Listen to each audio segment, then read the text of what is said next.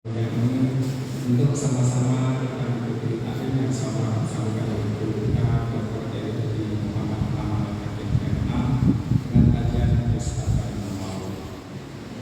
Selawat serta salam senantiasa tercurah limpahkan kepada Nabi Muhammad SAW beserta keluarga dan para sahabatnya serta seluruh umatnya yang senantiasa yang berbanyak berselawat kepadanya.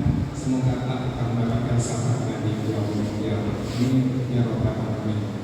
Namun sebelum kita mulai, mari kita sama-sama membaca Al-Quran surat Al-Fatihah sebagai ungkapan rasa syukur kita kepada Allah Subhanahu wa taala, dan semoga senantiasa Allah memberikan kepada kita dan melindungi kita semuanya.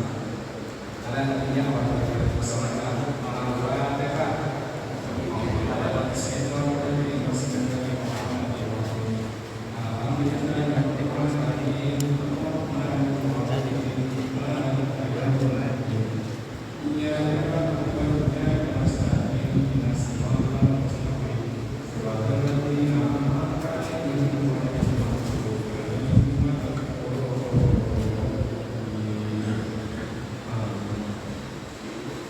Ada tambahan informasi khusus untuk bapak-bapak jamaah, bagi bapak-bapak yang telah mendaftar dan terdaftar dirilah pada tanggal 2 Januari. Nanti setelah selesai taklim subuh langsung saja kita nanti berkumpul di dalam masjid Bugari untuk menyampaikan informasi terkait dengan atas perhatiannya dan ucapan terima kasih. Wassalamualaikum warahmatullahi wabarakatuh.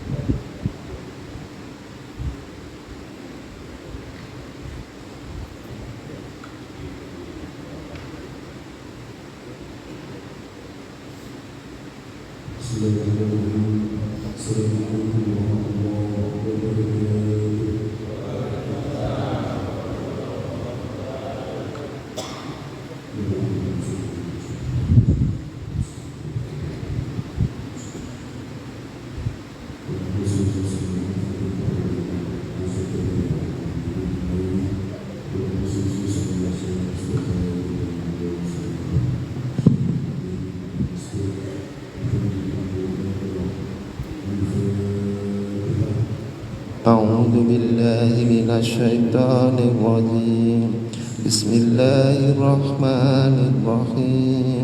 الحمد لله رب العالمين الرحمن الرحيم مالك يوم الدين إياك نعبد وإياك نستعين اهدنا الصراط المستقيم صراط الذين أنعمت عليهم غير المغضوب عليهم ولا الضالين.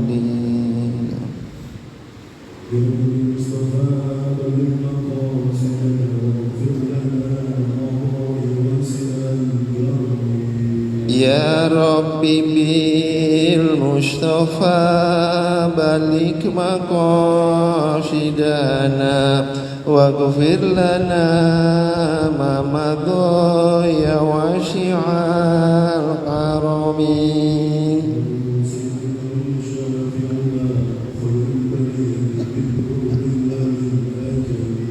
يا ربي بالمصطفى بلغ مقاصدنا واغفر لنا ما مضى يا واسع الكرم.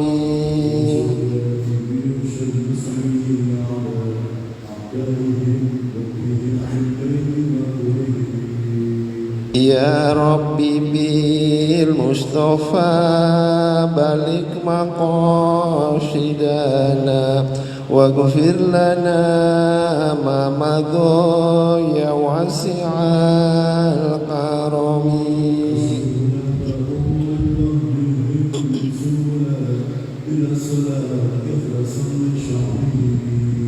Ya Rabbi bil Mustafa balik maqasidana waghfir lana ma madha ya wasi'al karami.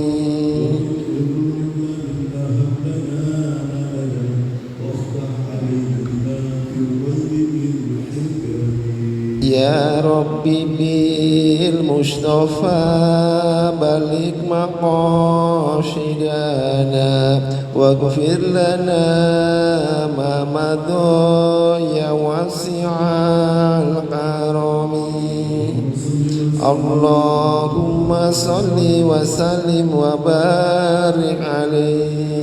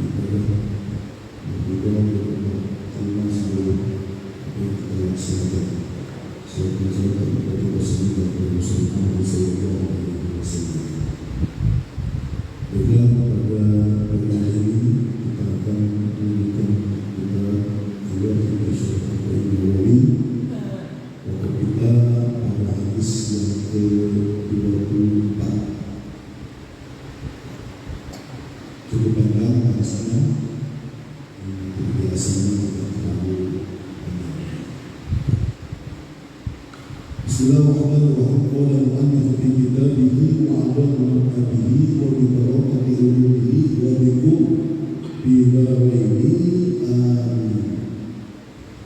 Al-haditsu ar-rabi'u wa 'ashrun.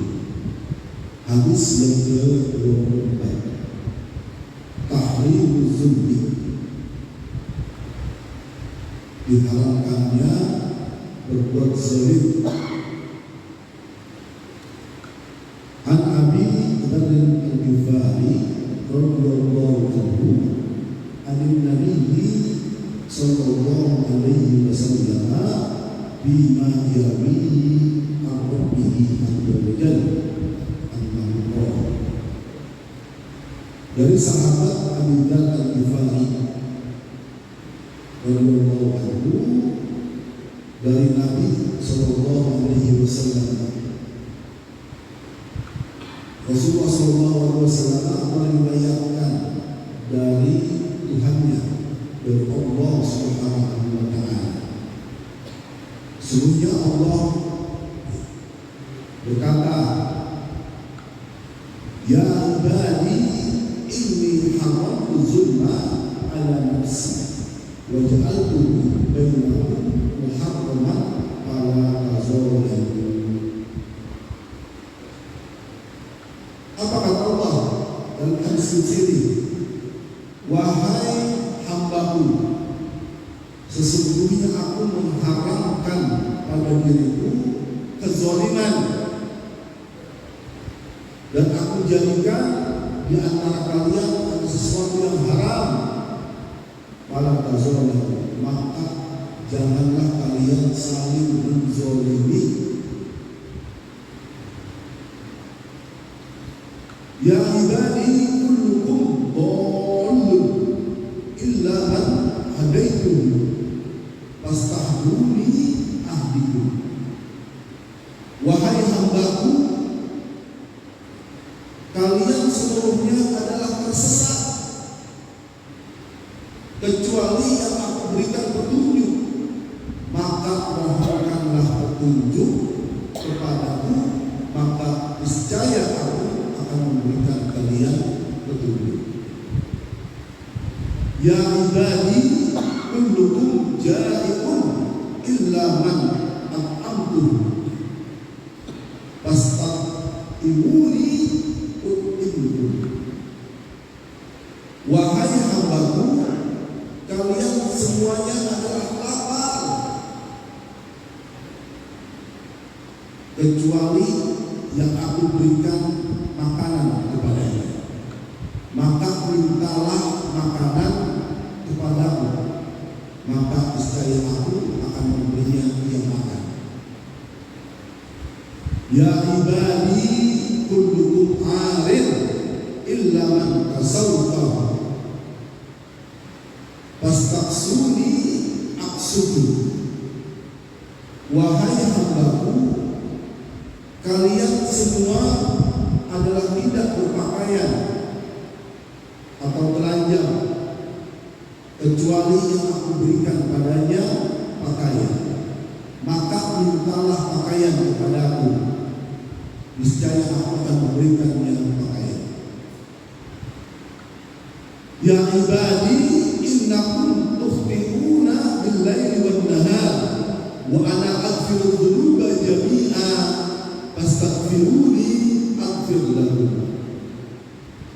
Wahai hambaku, sesungguhnya kalian itu bersalah pada siang dan malam, dan aku mengampuni dosa seluruhnya, maka meminta ampunlah kepadaku, maka niscaya aku akan mengampuni kalian. Ya ibadi innakum tadlabu dhurri fatadurruni walan takun nafsi fatanfa'uni.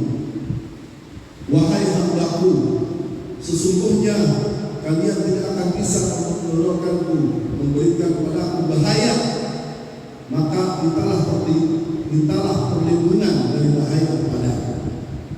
Dan kalian tidak akan bisa memberikan manfaat kepadaku, maka minta manfaatlah kalian kepadaku. Ya ibadi law anna awwalukum wa akhirukum wa insakum wa jinnakum kanu ala aqwa qalbin rajulin wahidin minkum ma zada dhalika fi mulki syai'an. Wahai hambaku, seandainya salah seorang di antara kalian yang di awal atau yang di akhir, baik dari manusia atau dari jin,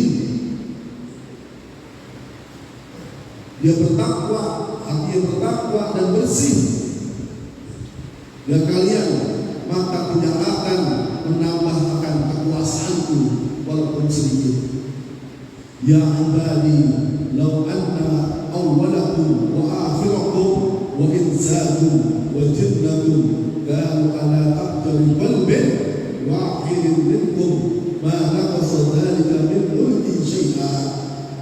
Wahai hambaku, seandainya salah seorang di antara kalian yang di awal atau di akhir, dari jenis manusia maupun dari jenis jin, mempunyai hati yang kotor, mempunyai hati yang buruk, maka tidak akan mengurangi dari kekuasaanku sedikit pun. Ya ibadi law anna awwalakum wa akhirakum wa insakum wa jinnakum qalu bi sa'idin wahidin fas'aluni a'taitu kulla wahidin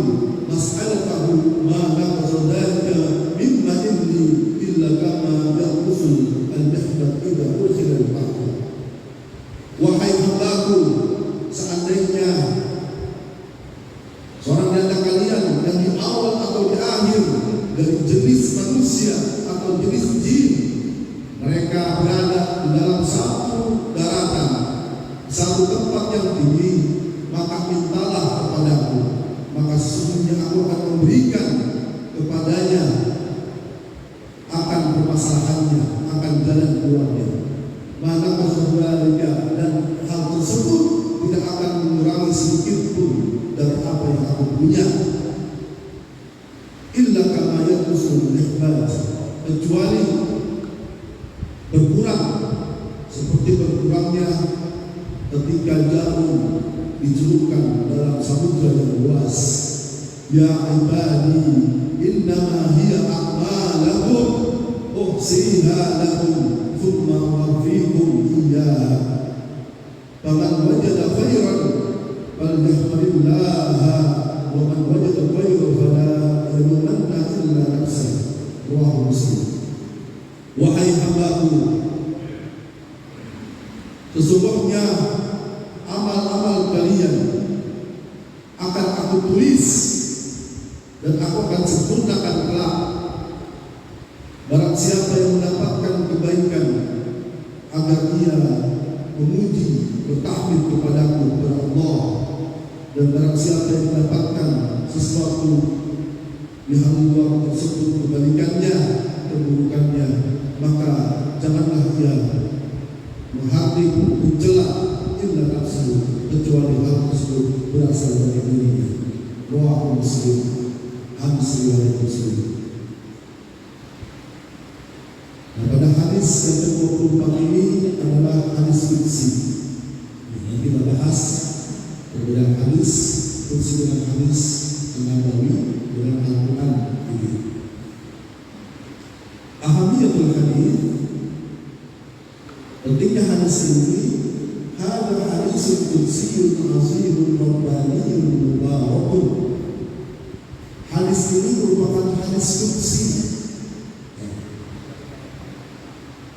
yang sangat agung, yang datang dari Allah, dari Tuhan kita, mubarakun, memberikan keberkahan.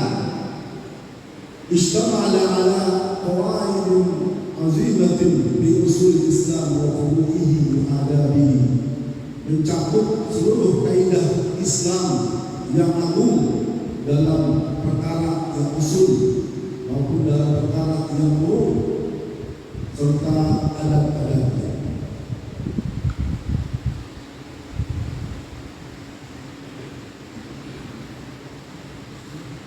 Fiqhul hadis wa ma yarshud ilaihi.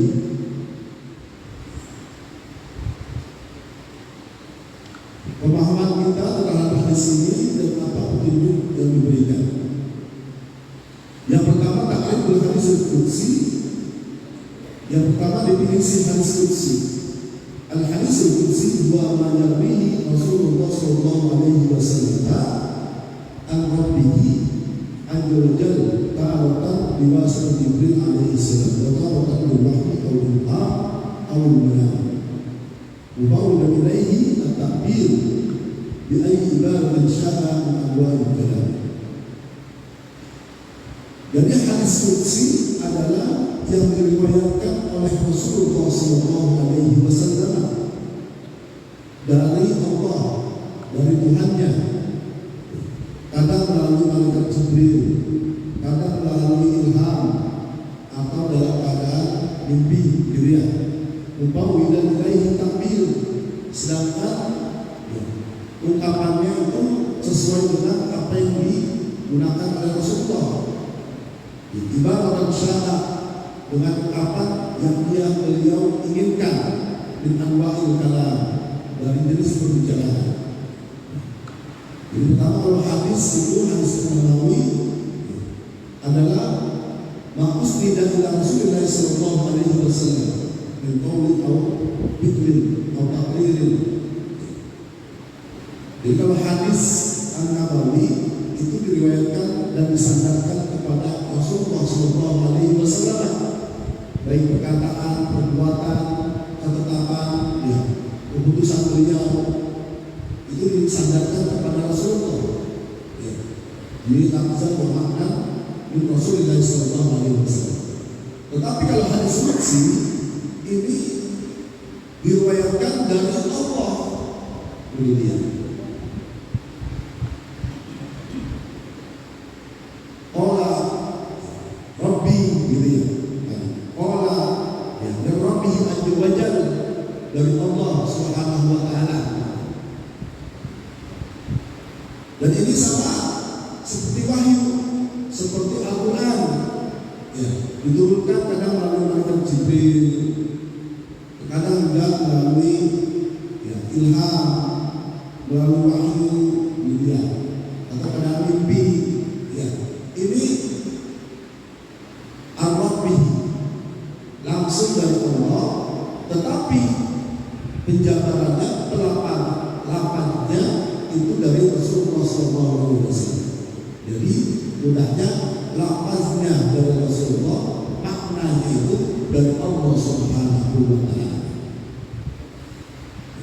Kalau hadis an Rasulullah sallallahu alaihi wasallam, qala Nabi sallallahu alaihi wasallam. Jadi Rasulullah sallallahu alaihi wasallam bersabda. Tapi kalau hadis qudsi an Rabbi qala, ya, dari Tuhannya, dari Allah Subhanahu wa taala, beliau berfirman, beliau berkata. Itu kalau hadis qudsi. Jadi maknanya dari Allah secara lafaznya sesuai dengan apa yang diungkapkan oleh Rasulullah SAW. Wala yakhtalif al-hadis al-qudsi an al-hadis an-nabawi illa bi isnad Rasulullah SAW an Rabbih. Wa dhalika yudhafu ila Allah Ta'ala wa huwa. Ya, perbedaan ya dari hadis qudsi dengan hadis yang biasa juga adalah ketika isnadnya yang disandarkannya. Kalau hadis yang dari Rasulullah SAW, ya, dari Nabi, ada Rasulullah SAW, dari Rasulullah SAW. Walaupun dalam riwayatannya nanti dari para sahabat, gitu ya. Tapi Rasulullah katakan, ya, qala Rabbi azza wa jalla, ya, Allah berkata, Allah berfirman. Tapi lafaznya ini beda dengan apa namanya Al-Quran. Kalau Al-Quran lafzan wa makna min Allah. Jadi kalau Al-Quran nanti ada pembahasan secara khusus, secara lafaz, secara makna itu tidak ada yang berkurang, sesuai dengan yang Allah firmankan.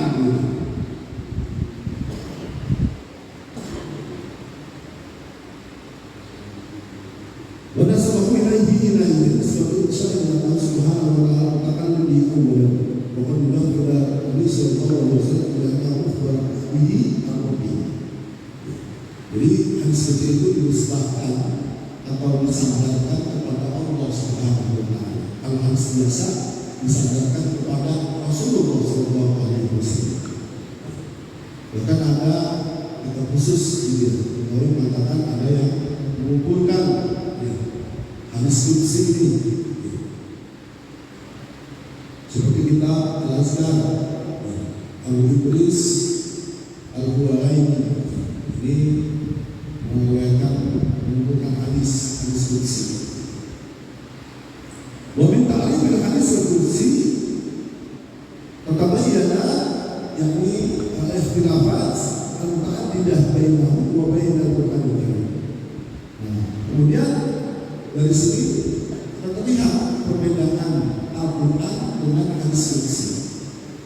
Yang pertama, Al-Quran Al-Karim muhdazun bi lafzihi wa maknahu, wal hadis qudsi laisa bi. Al-Quran ayat-ayatnya itu adalah mukjizat, ya, baik secara lafzan wa makna, baik secara lafaznya, ungkapannya maupun secara maknanya.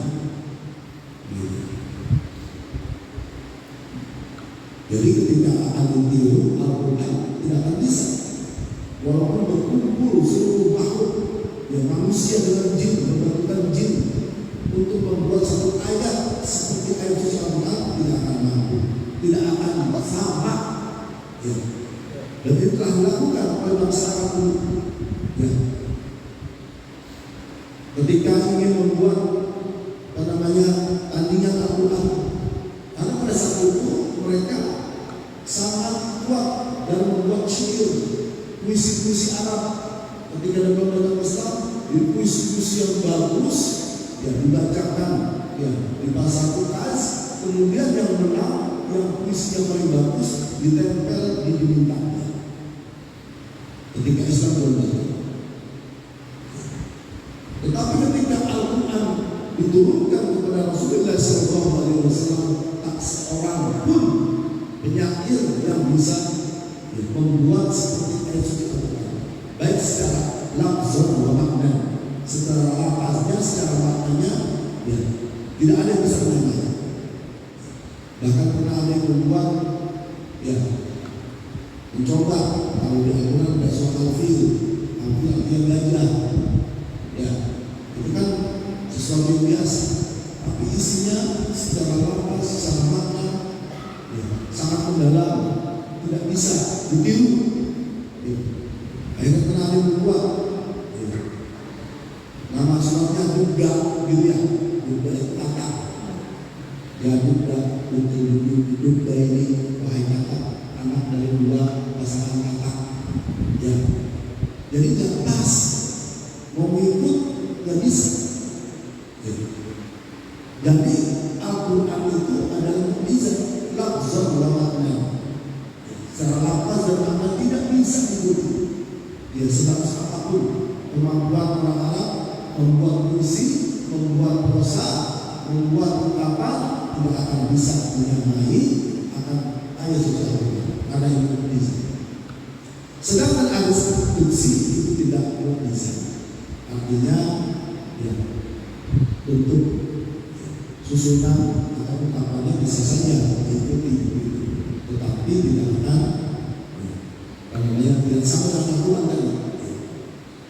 Yang kedua, Al-Quranul Karim tusahhu bihi as-salatu bainama haditsul qudsi la tusahhu bihi as-salatu wal qudsi. Al-Quran, ya, dari surah Al-Fatihah sampai An-Nas dalam Al-Quran itu semuanya boleh dibaca dalam sholat, ya.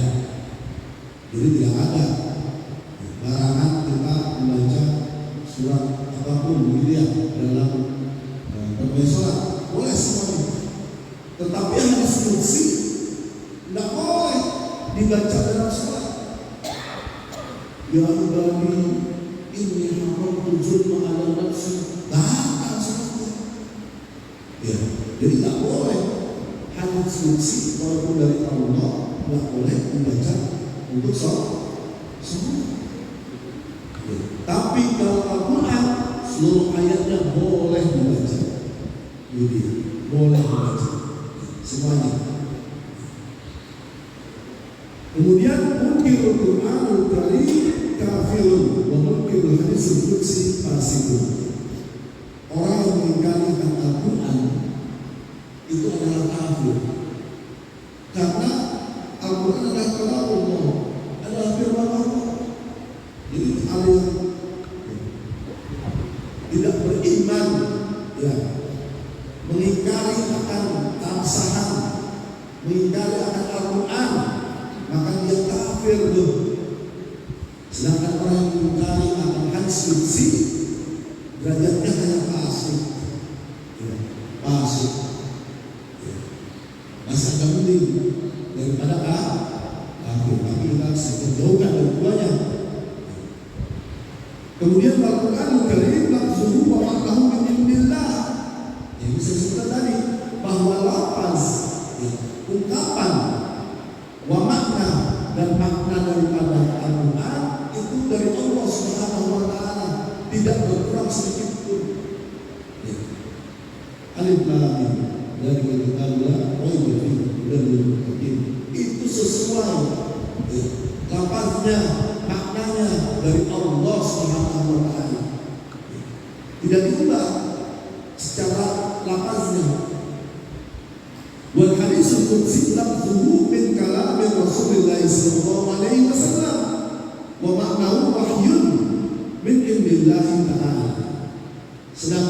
kursi ya, itu lapasnya dari ucapan Rasulullah. Ya, bisa saja mungkin dari Allah.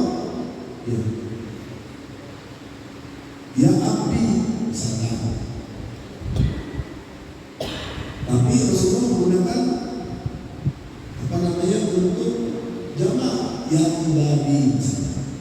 Ya, kalau ya Abdi wahai hambaku, ya ibadi wahai hamba-hambaku, bentuknya bentuk jamak misalkan. Nah itu boleh. Jadi lapasnya dari perkataan Rasulullah, sedangkan maknanya dari Allah Subhanahu wa Ta'ala. Jadi kalau Al-Quran tidak berubah sedikit pun bentuk ungkapannya gitu ya. Persis A sampai Z-nya, titik komanya gitu ya kira-kira. Tidak ada yang beda, sama persis. Kemudian yang selanjutnya la yaqulu bil qulubi ayatul Al-Quran au yahmila wa yajidu lahu an yaqulu bil hadis au yaqulu. Orang yang dulu tidak boleh membaca Al-Quran atau memegangnya, ya kecuali sudah bersuci, sudah besar, gitu ya. Dulu tidak boleh itu. Sedangkan hadis kursi boleh, ya boleh dia membaca atau memegangnya, sesudah kita bilang begitu. Kemudian selanjutnya al-qara harfan min kitabillahi ta'ala falahu ajru asyri hasanatin wal hadis al-qudsi la ajru ala mujarrad qira'ah. Orang membaca Al-Quran, maka setiap huruf yang dibacanya dia mendapatkan 10 kebaikan. Huruf ya, bukan ayat. Alif lam mim, maka itu alif itu 10 kebaikan, lam itu 10 kebaikan, mim 10 kebaikan. Jadi setiap huruf yang kita baca dalam Al-Quran, setiap hurufnya akan dilimpahi, akan diberikan ganjaran 10 kebaikan. Sedangkan hadis qudsi tidak. Kita baca hadis qudsi satu buku tebal selesai, maka tidak ada namanya ganjaran seperti baca Al-Quran. Itu hanya membaca biasa sama dengan baca hadis. Mungkin pandangannya ada, tapi tidak seperti membaca Al-Quran.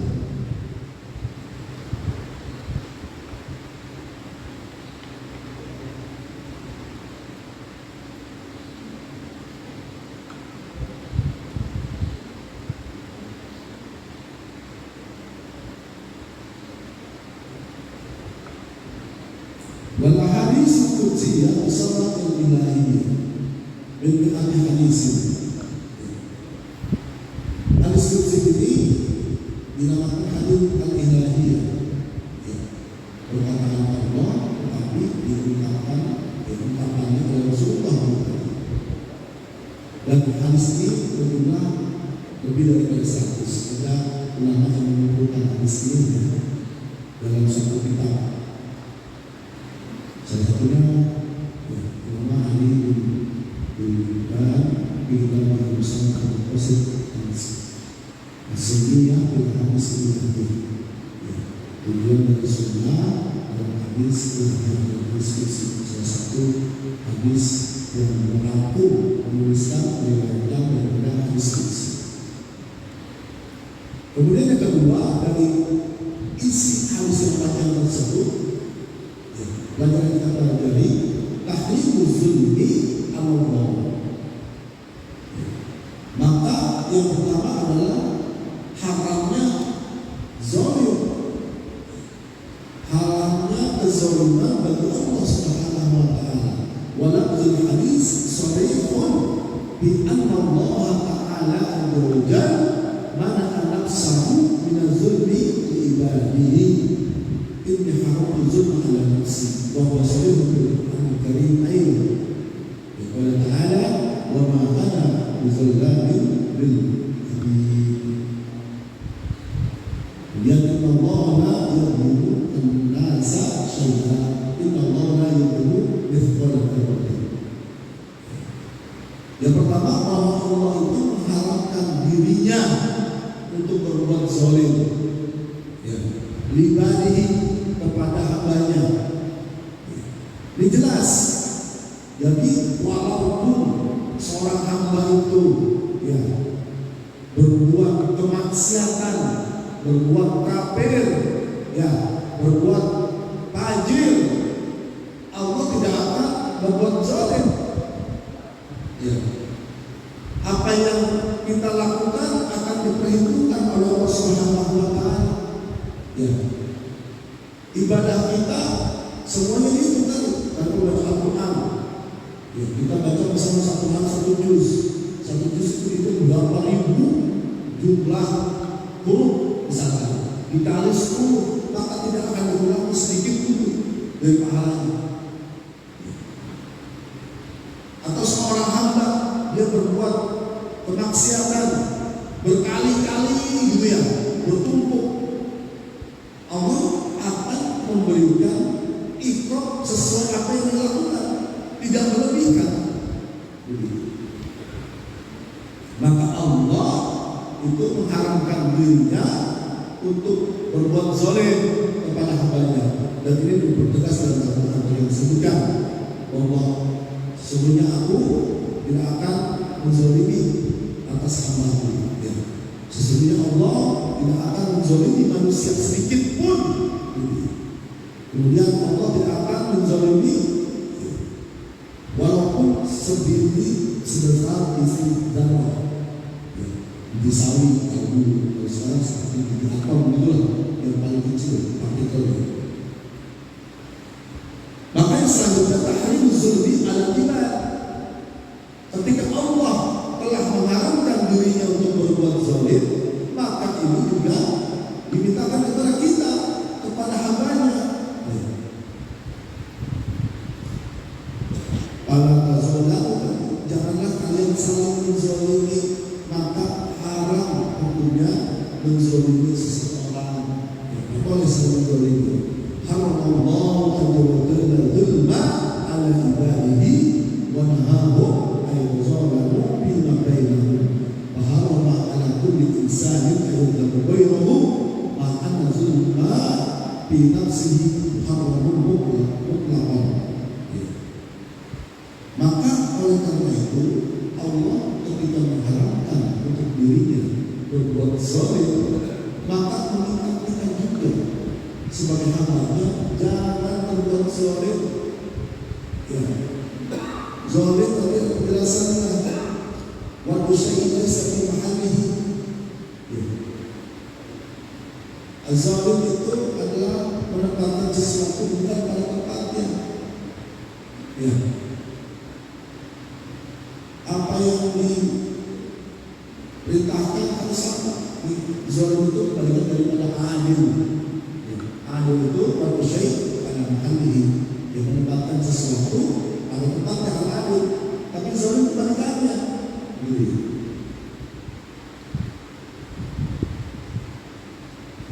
Maka ada dua jenis kezaliman. Yang pertama zulmun nafsi wa azamu al-syirk. Qala ta'ala inna syirka la zulmun azim. Yang pertama, berbuat zalim itu ada dua jenis, yaitu zalim kepada diri sendiri.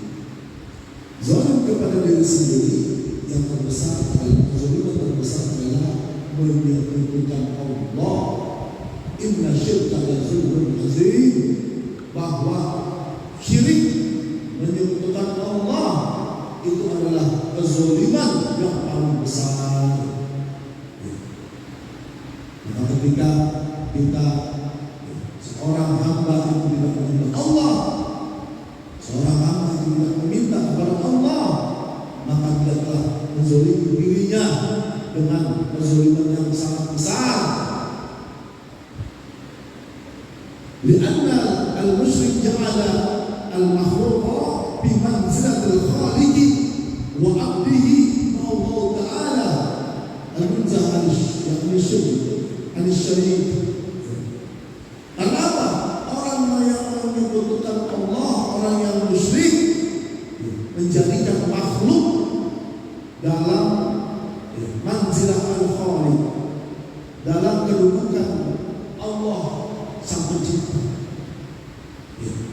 Yang patut disembah adalah Allah. Ketika menyembah kepada hamba, menjadikan hamba kedudukan sama dengan Allah. Itu kezaliman yang paling besar.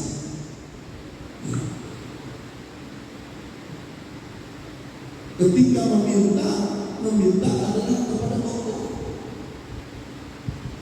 Maka ketika meminta kepada makhluk, artinya menjadikan makhluk sepadan dengan kedudukan Allah.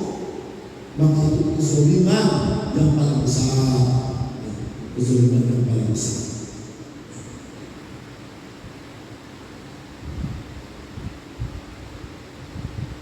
Wayali zulmul isyraq billahi wal ma'asi wal adzab as-saghir wal kabir.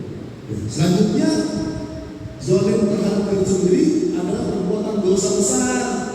Tadi yang paling besarnya, paling tingginya itu adalah musyrik, menyekutukan Allah. Kemudian apa? Dosa-dosa besar. Membunuh, berzina, riya, dan seterusnya, dosa-dosa besar itu, serta dosa-dosa kecil. Dosa-dosa kecil dengan berasal ghibah, kemudian namimah, lalu domba-domba, misalnya naik orang, kemudian dosa-dosa kecil itu terus. Maka kita menjaga, kita menjaga. Nah, itu dosa-dosa itu termasuk zalim kepada diri sendiri. Bukan zalim kepada Allah, zalim kepada diri sendiri yang berbeda. Kalau kezaliman yang kecil mungkin hampir setiap kali kita lakukan, karena dosa-dosa kecil kita pasti tidak butuh. Semuanya tidak pernah langsung. Pasti ada kesalahan, ada dosa yang kita lakukan. Maka banyak beristighfar, banyak minta ampun kepada Allah Subhanahu wa taala. Yang Rasulullah SAW istighfar sab'ina marrah, lebih berarti Rasulullah itu beristighfar kepada Allah Subhanahu wa taala setiap hari minimal 70 kali sampai 100 kali. Kalau kita habis sholat baca istighfar 3 kali itu baru berapa? Astagfirullahaladzim, astagfirullahaladzim, astagfirullahaladzim. 3 kali baru berapa? 15. Rasulullah sehari semalam 70 kali. Beliau langsung. Itu kenapa? Bersihin dosa-dosa kecil kita. Istighfar kita mengaku sama Allah SWT. Pasti kita namanya manusia ada kesalahan dosa-dosa yang kita lakukan. Kalau dosa-dosa besar harus kita lakukan dijauhkan dosa besar. Kalau sampai kita lakukan, seumur hidup kita jauhkan. Kalau dosa-dosa kecil adalah sesuatu yang pasti, tapi jangan sengaja. Gini, jangan disengaja. Dan kita istighfar mengaku sama Allah SWT. Kemudian selanjutnya ada zulmul insan juga ini. Tadi kezaliman untuk diri sendiri. Yang kedua adalah zalim kepada orang lain. Faqad taqarrara tahrimuhu wa tahziruhu bil hadis Nabi sallallahu alaihi wasallam. Inna zulma zulmatun yawmal qiyamah. Dan selanjutnya adalah berbuat zalim kepada orang lain. Ini telah diulang berulang-ulang Telah berulang akan larangannya. Salah satu tadi yang sudah saya baca bahwa kezaliman itu adalah zulmatun yawmal qiyamah. Akan menjadi gelap gulita, menjadi penyebab gelap gulita pada hari kiamat. Artinya akan mendapatkan ganjaran, akan mendapatkan hukuman yang setimpal.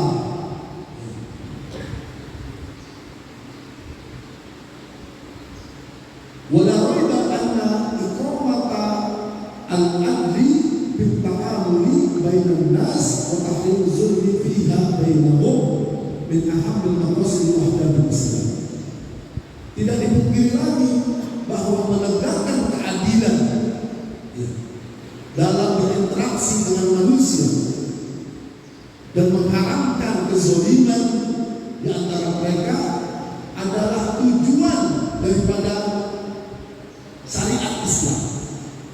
Jadi agama Islam itu menjunjung tinggi akan keadilan. Ya. Yang namanya hukum, yang namanya perkara itu berlaku untuk semuanya, baik yang kaya ataupun yang miskin, yang berkuasa atau rakyat biasa, sama. Ya. Tidak boleh. Ya. Sekarang kita dipertontonkan ada beberapa yang sangat memilukan. Bagaimana gambaran itu? Seorang yang mencuri ayam mendapatkan hukuman yang berat. Seorang nenek yang mengambil kayu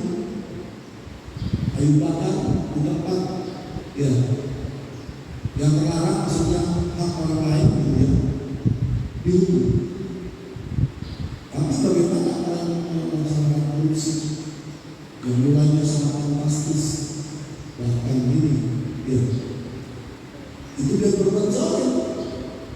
Maka berbuat zalim ini, menegakkan keadilan adalah ajaran Islam.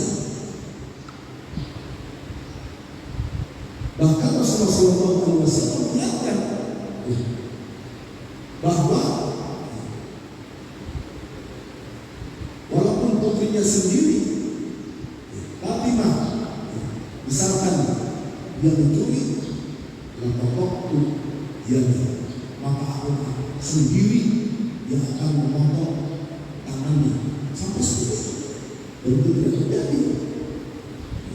Lebih kepada al-himayah, pencegahan. Maka tidak ada lagi penegakan hukum itu harus adil, nggak boleh tajam ke bawah, turun ke atas, tidak boleh.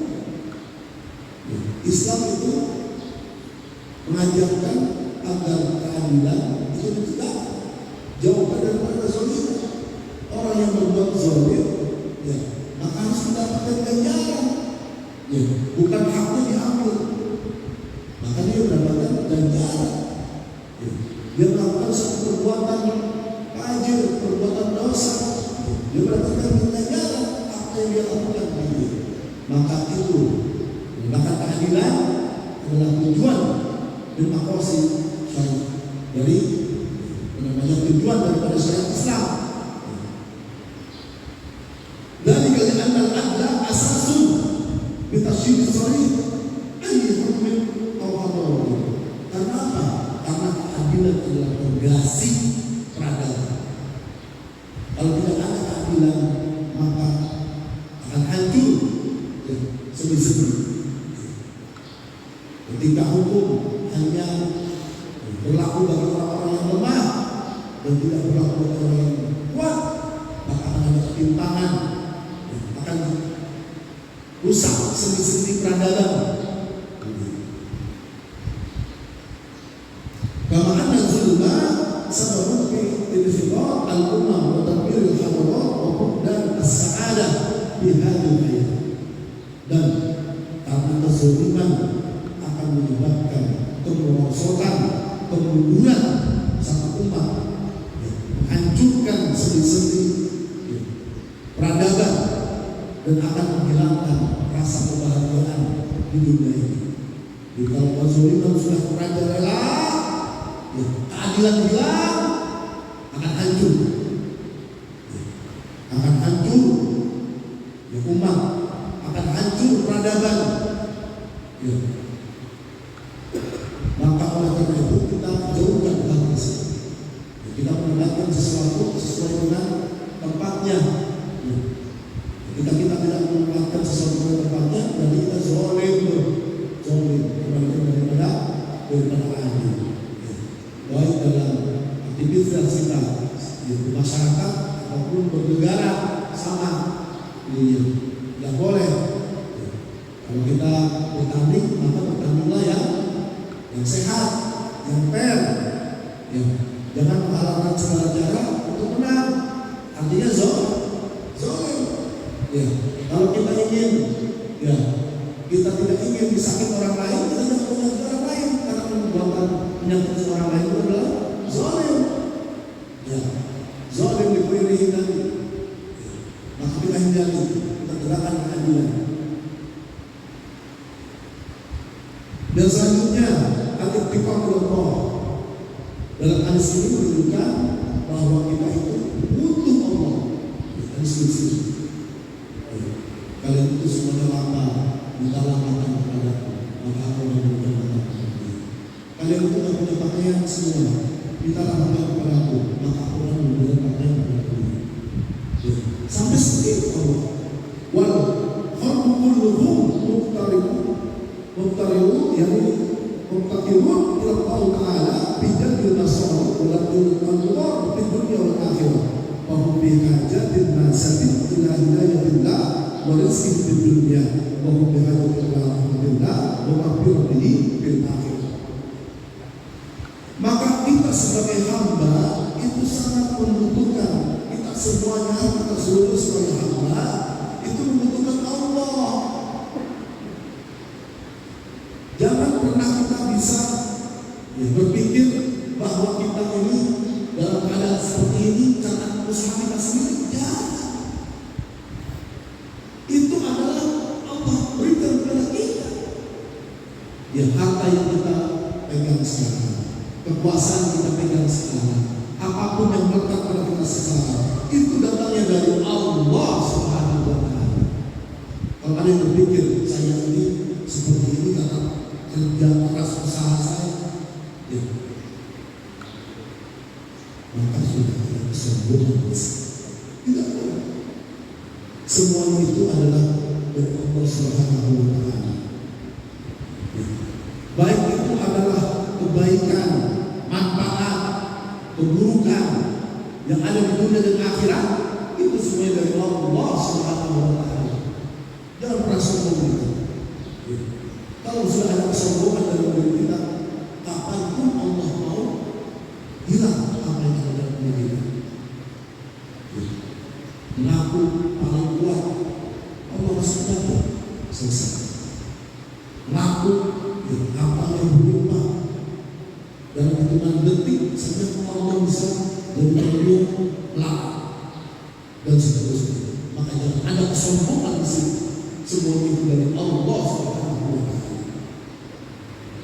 Maka oleh karena itu, ya, kita membutuhkan hidayah, kita membutuhkan rezeki di dunia ini dari Allah Subhanahu wa Ta'ala. Ya, rezeki itu bukan hanya harta benda. Harta itu adalah rezeki yang paling rendah. Ya, yang saya sebutkan. Insya Allah mengatakan akla rezeki asyik wal afiat. Sehat wal afiat itu lebih jauh ya. Ya, lebih jauh, lebih tinggi daripada harta, daripada Allah. Ya. Dan rezeki nikmat terbesar itu adalah nikmat Islam dan iman dan Islam seperti itu. Itu yang paling penting. Dan kita juga membutuhkan apa? Membutuhkan kasih sayang Allah ketika yang belum kafir. Kita butuh rahmat, kasih sayang Allah. Jangan berpikir bahwa ibadah yang kita lakukan dari sejak kita akil balik sampai kita wafat, walaupun kita menjauhkan diri dari perbuatan dosa-dosa, kita akan bisa masuk surga tanpa ibadah kita. Tidak. Terpuncak dan dirahmati. Dan yang masuk surga itu karena rahmat. Jadi apa ibadah yang kita lakukan, sholat kita, puasa kita, apapun kita lakukan, kita hitung. Ya itu terlalu timbang dalam satu nikmat yang Allah berikan pada kita. Nikmat mata saja, penglihatan. Dihitung dengan ibadah yang kita lakukan. Ya Allah, 24 menit. maka jangan pernah mengatakan amal ibadah kita yang masuk surga. Tidak, tapi rahmat Allah. Ketika Allah ridho, Allah memberikan rahmat kepada kita dan apa yang kita lakukan, maka Allah akan memberikan kasih sayangnya kepada kita kepada kita sebelum Allah Subhanahu wa Ta'ala. Nah, yang terakhir dari sini bahwa dalam hadis ini maka harus kita, karena kita butuh pada Allah, maka kita minta sama Allah. Ia kata Allah wa idza jalas, kami kita berdoa pada Allah dan memohon pertolongan kepada sama Allah. Jangan pernah melupakan. Bila masa kita pada pagi hari ini ada diskusi tentang diharapkannya pada surga. Memang kita coba sebenarnya pada dulu kita langsung coba sekali.